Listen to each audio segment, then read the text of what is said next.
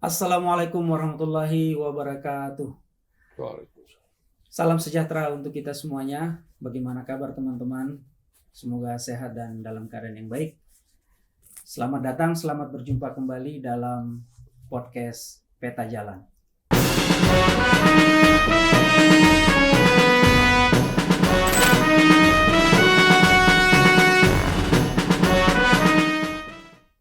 Kali ini kita akan membahas tentang pemilu 2024 dan peranan oligarki di dalamnya. Dan kali ini kita telah hadir tamu istimewa kita sebagai narasumber, Bapak Sepdin Saifuddin. Gimana kabarnya Pak Sepdin? Alhamdulillah baik. Sehat ya Pak? Sehat. Alhamdulillah. Dan beliau ini adalah staf khusus Ketua DPD RI, Bapak Lanyala Mahmud Mataliti. Dan beliau punya latar belakang sebagai seorang jurnalis senior. Dan nanti kita akan banyak membahas tentang oligarki dan pemilu 2024. Teman-teman semuanya, kita sudah merasakan kehebohan pemilu ini. Padahal pemilu ini masih 2 tahun lagi. Ya, kita melihat bahwa aktor-aktor ini sudah mulai bergerak banyak nih. Ada setidaknya 5 aktor yang kita verifikasi sebagai yang membuat heboh ini, Pak. Yang pertama adalah para capres itu sendiri sudah mulai kemana-mana menjajakan diri untuk tampil sebagai calon, bertemu dengan partai politik, bertemu dengan relawan, membentuk satu komunitas dan seterusnya, sehingga mulai ramai gitu. Yang kedua adalah para pemimpin partai politik, ketum-ketum sudah bikin mengemas acara Rapimnas, ulang tahun partai, membentuk koalisi, sehingga terbentuk setidaknya sudah 4 koalisi awal ini yang kita lihat ini. Kemudian yang ketiga adalah kita melihat lembaga survei udah bermunculan nih, capresnya siapa yang teratas dan seterusnya. Kemudian para pengamat juga heboh, konsultan politik sudah bekerja, baliho-baliho sudah di mana-mana, iklan dan seterusnya. Kemudian ada, kita lihat juga semua capres berharap tuah dari Presiden Jokowi nih. Jadi Pak Presiden ke sini mengendorse capres A, kemudian di acara ini Rapimnas partai mengendorse ini hebat, kemudian di acara ulang tahun partai oh ini lain lagi, ya kan? Nah inilah Pak Presiden kita, dan nanti kan memang juga berharap bahwa nanti setelah lengser 2024 akan ada legacy yang bisa dilanjutkan dan dia akan aman lah setelah itu. Nah, kemudian yang kelima ini kita merasakan juga bahwa di belakang layar ini bekerja tangan-tangan pemilik modal atau oligarki. Mungkin ini akan kita tekankan dalam pembahasan nanti, bahwa mereka yang mendesain sebenarnya yang secara halus memang bekerja karena mereka punya modal, mereka punya sumber daya, mereka punya jejaring, dan kemudian seperti gurita yang menyelimuti, menghisap, dan kemudian mengendalikan siapapun nanti presiden yang akan terpilih. Tentu ada deal-deal sebelumnya. Nah ini akan kita bahas nanti bersama dengan Pak Sepdin, dan saya kira poin yang mana dulu yang kita bahas ini tentang gurita oligarki dulu nih Kak, karena ini sangat membekas apalagi kita hubungkan dengan PT atau presiden threshold 20% ini. Nah, kira-kira ini bagaimana bahasan sebagai pembuka diskusi kita ini? Ya baik, gini ya. Memang itu dua sisi mata uang antara oligarki dengan presidential threshold, karena kalimat-kalimat itu selalu kita temukan dalam diskusi atau diskursus tentang presidential threshold. Selalu kita identik atau temukan kata oligarki di situ, di dalam diskusi manapun oleh siapapun di forum-forum yang dimanapun.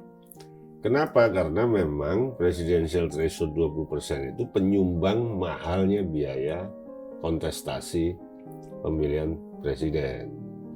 Nah, karena mahal, maka tidak mungkinlah presiden atau calon presiden atau partai itu mampu membiayai 70.000 desa.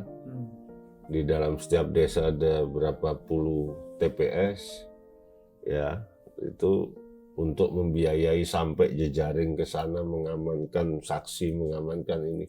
Kemudian biaya kampanyenya dari Sabang sampai Merauke, itu yang panjangnya kan kita tahu itu dari Sabang sampai Merauke itu seperti dari London sampai Kazakhstan kan, sama dari Miangas sampai Pulau Rote itu kayak Moskow apa sampai Kairo atau.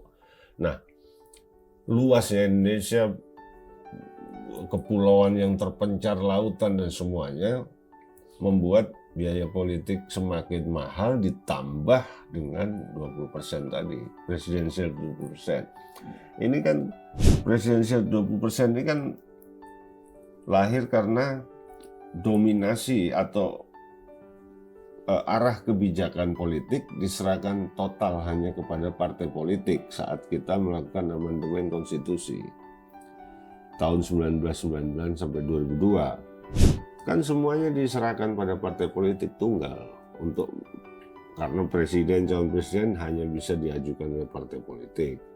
Kalau dulu waktu MPR berkuasa atas nama kedaulatan rakyat, yang memilih mandataris dan mengusulkan nama mandataris presiden itu Majelis Permusyawaratan Rakyat, di mana di dalamnya tidak hanya partai politik, tapi ada representasi daerah, ada representasi golongan-golongan fungsional.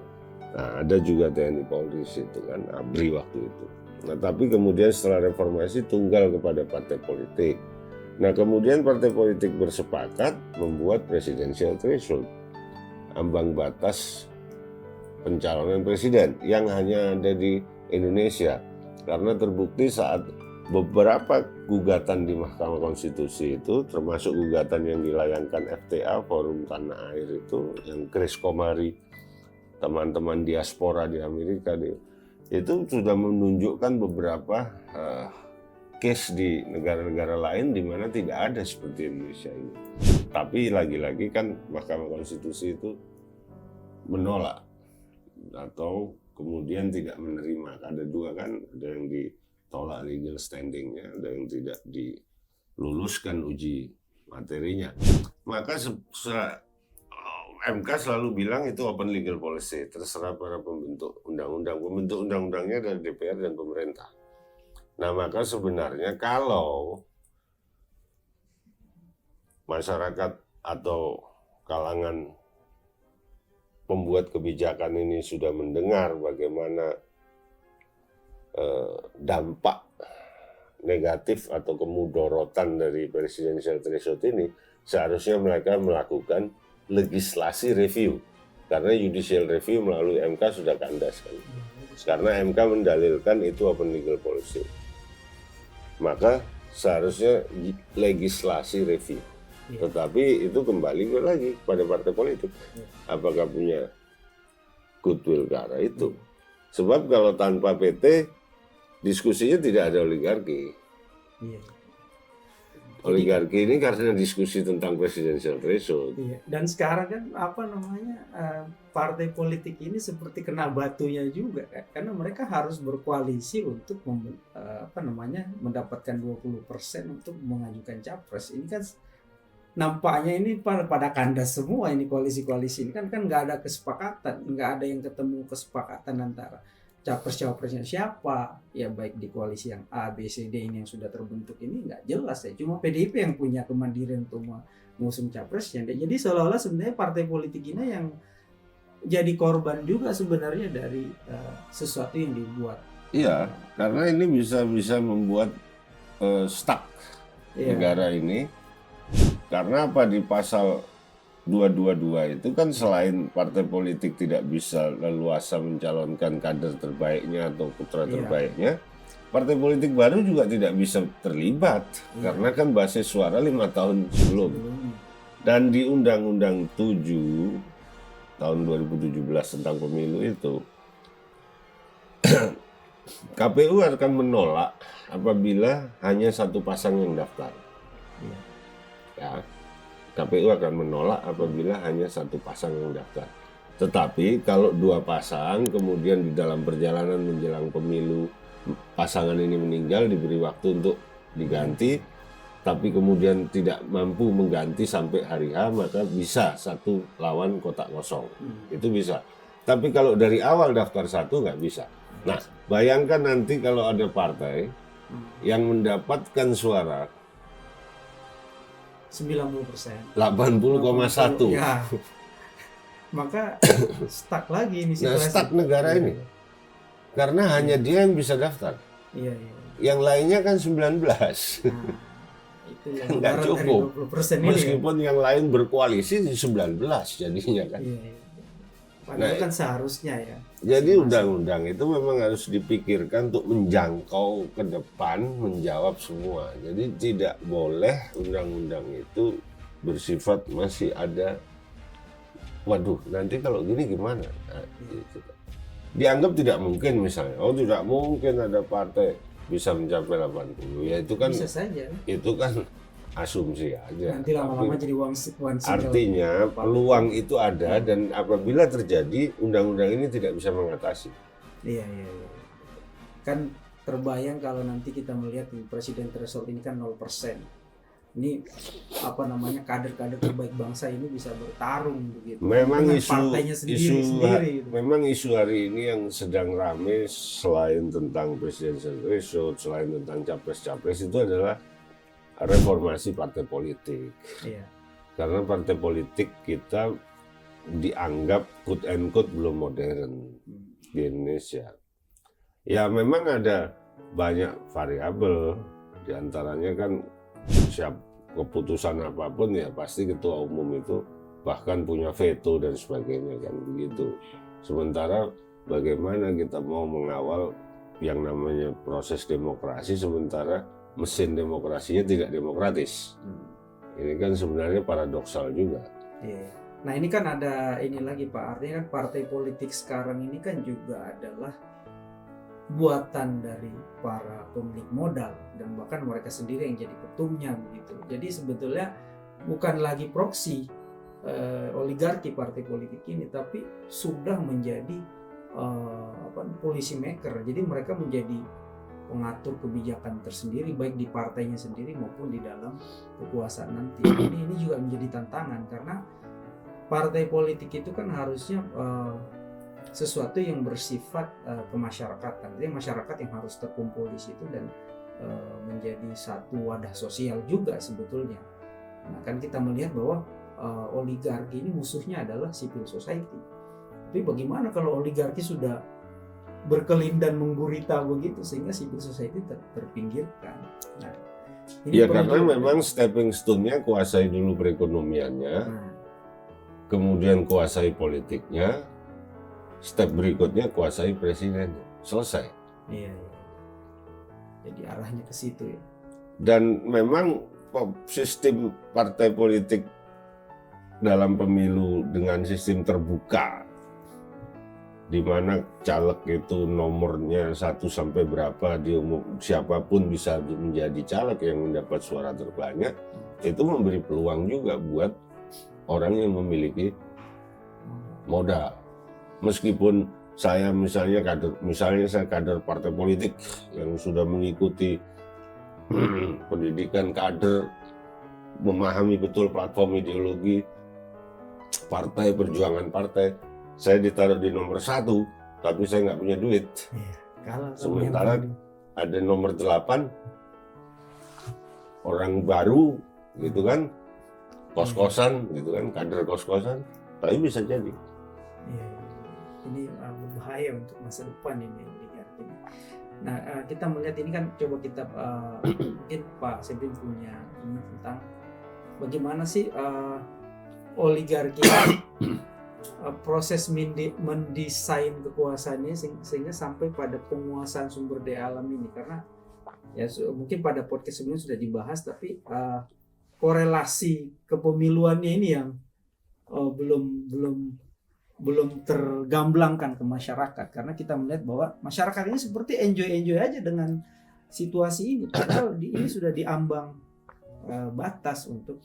Ya jadi kan balik yang tadi, ketika mereka menguasai perekonomian awalnya, kemudian mereka masuk ke politik, menguasai politik melalui partai politik, melalui yang proses pemilu pileg.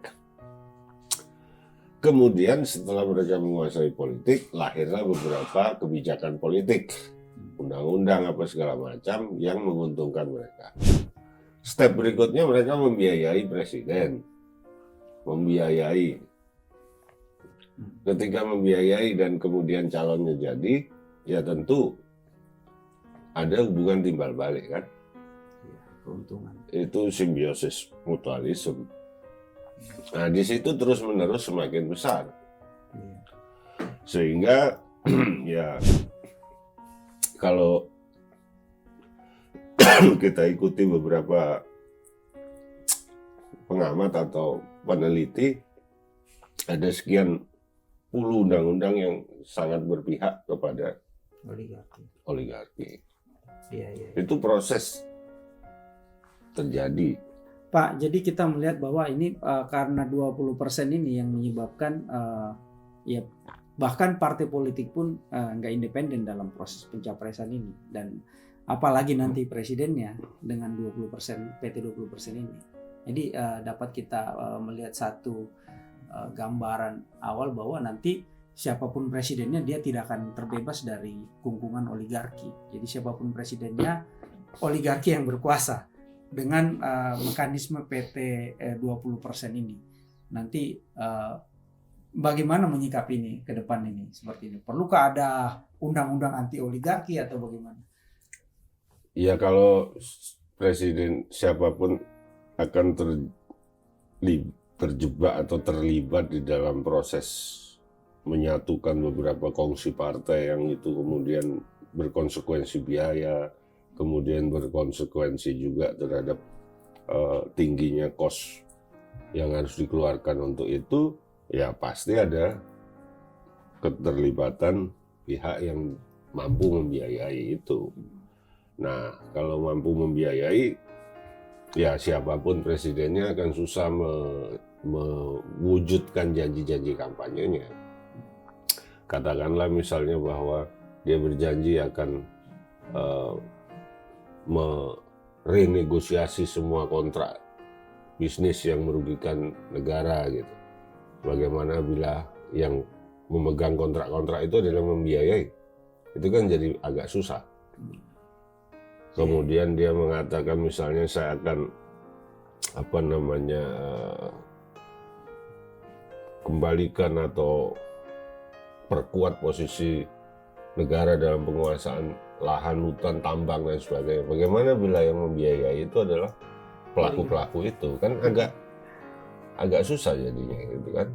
Nah, jadi ya menurut saya memang desain terbaik yang sudah dipikirkan para pendiri bangsa itu, bahwa kedaulatan rakyat dilaksanakan melalui MPR itu sudah paling cocok untuk Indonesia sebenarnya. Di situ ada partai politik, di situ ada orang utusan daerah dari Sabang sampai Merauke, di situ ada utusan golongan-golongan, representasi dari pemuka agama, profesional, apa segala macam, Raja Nusantara. Semua mereka itu bukan saja perwakilan rakyat, tapi penjelmaan rakyat. Mereka yang memilih presiden di situ. Soal orang mengatakan simplifikasi, wah kalau dipilih di MPR lebih gampang menyuap 1000 orang dong. Nah, itu kan simplifikasi. Kita pikirkan dong caranya, kan gitu. Itu kan soal teknis. Bagaimana kita mengatur itu? Bila perlu seperti juri di pengadilan pidana di Amerika kan, atau proses pemilihan apa yang kemudian para hikmat ini, para pemilih ini betul-betul terkooptasi oleh masyarakat, terawasi betul, terkontrol betul. Itu soal cara nanti. Tapi bahwa sistem ini terbaik untuk Indonesia, harusnya itu menjadi kesadaran kolektif kita sekarang. Setelah kita menempuh jalan semuanya dipilih langsung, mulai presiden sampai wali kota, bupati. Berapa biaya yang sudah kita habiskan? Dan pemilihan presiden sebenarnya kan juga bukan rakyat langsung yang milih kan? Itu pilihan ketua partai dulu. Iya. Baru disodorkan kepada kita. Iya. Emang itu pilihan kita. Bukan. Kalau kita misalnya pengen punya presiden yang lain, toh presiden yang lain itu nggak dipilih oleh ketua partai, kita nggak bisa milih. kita nggak bisa milih juga. Yeah.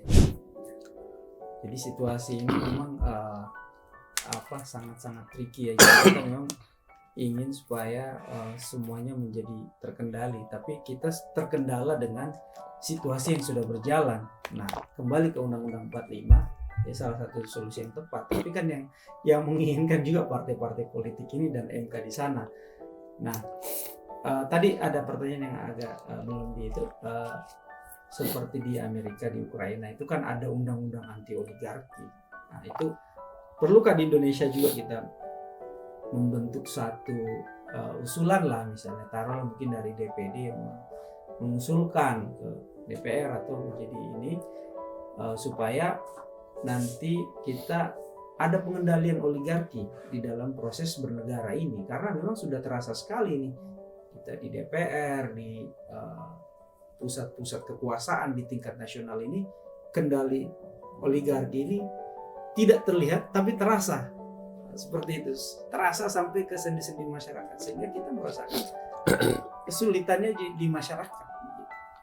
Boleh juga sebenarnya itu sebagai satu opsi untuk menggagas lahirnya undang-undang anti oligarki. Tapi pembentuk undang-undang itu kan DPR dan pemerintah. DPD hanya bisa mengusulkan. Mengusulkan. Bisa juga nanti di-endorse dari teman-teman aktivis, mengendorse kepada DPD atau langsung kepada DPR agar lahir undang-undang anti oligarki. Ya, itu sebagai salah satu opsi. Ya, termasuk usulan untuk legislative review tadi 20% tadi ya, desakan masyarakat sebagai kelompok masyarakat kita bisa. Masyarakat sudah mendesak ke Mahkamah Konstitusi dan ternyata gagal semuanya kan, ada puluhan gugatan itu. Nah, sekarang harusnya masyarakat mendesak ke pembuat undang-undang untuk melakukan legislasi review. Iya, supaya ini bisa dibaca. Persoalannya mau tidak. Itu seharusnya kan partai politik ini merasakan saat ini kan dengan stucknya berbagai simulasi capres cawapres, kan terasa mereka ini partai politik ini. Ya, ini belum tentu stuck juga. Ini ada kan desain yang oligarki nanti the last minute mungkin itu. Nanti kemudian berubah semua petanya. Terus kemudian calonnya lagi-lagi dua lagi. Kerakyatan yang dipimpin oleh Lulu aja gitu. Jadi ada desain oligarki lagi yang tangan-tangan tidak terlihat ini ya, yang mengatur semua yang terjadi. Nah, ini ada pertanyaan lagi Pak, terkait dengan kita kan menemukan ada beberapa tokoh ya, taruhlah Pak Lanyala sebagai ketua DPD, kemudian ada beberapa tokoh-tokoh yang lain yang memang secara getol melawan oligarki. Meskipun dalam tanda kutip proses menuju pemilu itu kan harus ada PT 20%. Tapi ya who knows, kan bisa jadi terjadi satu pergerakan sosial yang menyebabkan ini bisa kita lawan secara revolusioner di dalam masyarakat. Nah, kira-kira gambaran peta jalannya, ini kan kita podcast peta jalan ya. Gambaran peta jalan kita melakukan satu perlawanan oligarki yang elegan itu kira-kira seperti apa Pak? Ya, kalau kita ikutin stepnya yang sudah dilakukan oleh Pak Lanyala Mataliti ya, selaku ketua DPD, awalnya beliau kan menggugat PT 20% ke Mahkamah Konstitusi atas nama lembaga. Dia berjuang untuk agar lembaga DPD sepakat melalui sidang paripurna untuk menggugat PT 20%. Tapi ternyata oleh MK ditolak legal standingnya. Dianggap tidak punya kepentingan untuk menggugat itu. Setelah itu sudah final, ditolak oleh Mahkamah Konstitusi. Pak Lanyala berpikir, oke, kalau begitu perjuangan melawan oligarki itu dilakukan dengan mengembalikan sistem demokrasi dan sistem ekonomi sesuai desain awal negara ini. Dengan cara apa peta jalannya? Dengan cara kembali ke Undang-Undang Dasar 45 naskah asli, untuk kemudian nanti baru diamandemen dengan benar. Kenapa dikatakan diamandemen dengan benar? Berarti yang kemarin salah, kan begitu logikanya. Oh iya, karena yang kemarin itu memang salah. Tidak menggunakan teknik adendum, mengubah total 95% isi pasal-pasalnya, dan menghapus total penjelasan. Sehingga satu kesatuan pembukaan, naskah pembukaan, batang tubuh, pasal-pasal, dan penjelasan itu satu kesatuan yang utuh. Menjadi tidak utuh sekarang. Hanya pembukaan dan batang tubuh saja. Penjelasan dihapus total. Lalu isi-isi pasalnya 95% berubah total. Sistem demokrasi dan sistem ekonominya juga berubah total. Bahkan di naskah pembukaan, Pancasila sudah tidak dijabarkan lagi dalam isi-isinya. Yang dijabarkan justru ideologi lain, individualisme dan liberalisme. Jadi kalau kita seringkali getol, awas ideologi transnasional mengancam kita. Loh, dari 99 sampai 2002 udah kita lakukan dengan sukarela. Udah terjadi ya. Dengan berbangga dan senang hati untuk memasukkan ideologi lain. Iya. Nah itu kemudian perjuangan Pak Lanyala sekarang di situ. Oke, kalau itu kembali, automatically negara berkuasa atas bumi, air, laut, kekayaan, sumber daya, cabang-cabang penting, produksi bagi hajat hidup banyak, kuasa negara. Peluang oligarki untuk makan enak, untung cepat berkurang. Karena memang yang paling untung cepat dimakan dan kapitalisasinya tinggi ya sumber daya alam. Oke, ini kan terkait dengan sumber daya alam nih Pak. Artinya kan kita melihat bahwa aktor-aktor politik ini, partai-partai politik ini sangat senang bersentuhan dengan oligarki. Dan oligarki ini kan memang senang sekali menjadi gurita kekuasaan ekonomi yang mencengkeram sendi-sendi ekonomi dari kehidupan berbangsa, bahkan ke civil society pun ingin dia kuasai. Nah, kita ingin satu closing statement tentang ini. Bagaimana oligarki ini dipisahkan dari di mana dia menempel itu, kan dia menempel kekuasaan, menempel ke partai politik, menempel juga di civil society. Nah, ini gimana mencerabut supaya mereka tidak lagi menjadi parasit di mana-mana seperti itu.